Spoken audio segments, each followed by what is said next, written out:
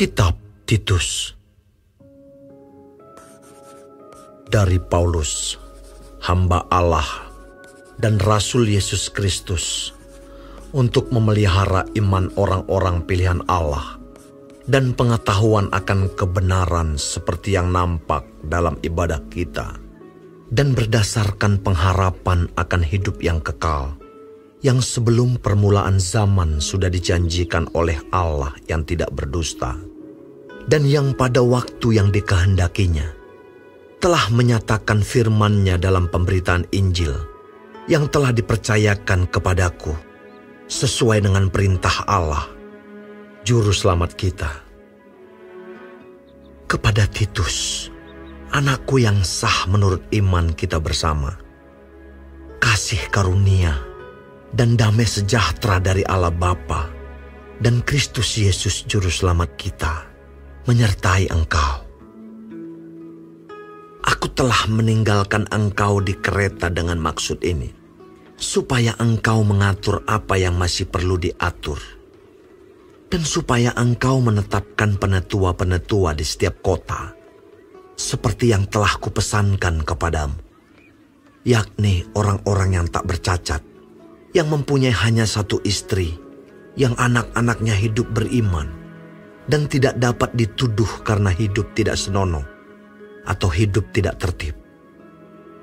Sebab sebagai pengatur rumah Allah, seorang penilik jemaat harus tidak bercacat, tidak angkuh, bukan pemberang, bukan peminum, bukan pemarah, tidak serakah, melainkan suka memberi tumpangan, suka akan yang baik, bijaksana, adil, saleh, dapat menguasai diri, dan berpegang kepada perkataan yang benar, yang sesuai dengan ajaran yang sehat, supaya ia sanggup menasihati orang berdasarkan ajaran itu, dan sanggup meyakinkan penentang-penentangnya.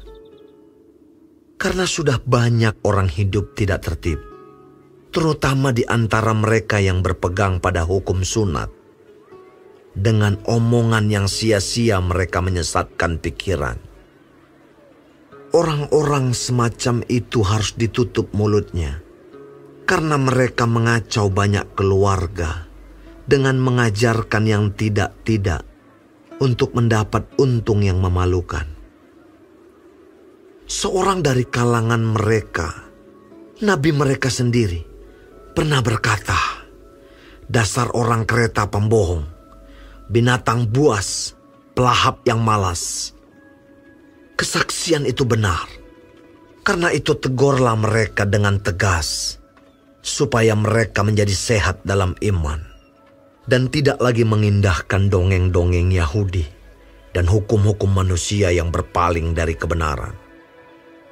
Bagi orang suci semuanya suci, tetapi bagi orang najis dan bagi orang tidak beriman, suatu pun tidak ada yang suci, karena baik akal maupun suara hati mereka najis.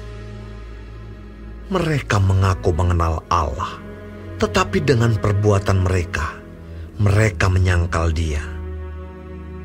Mereka keji dan durhaka, dan tidak sanggup berbuat sesuatu yang baik.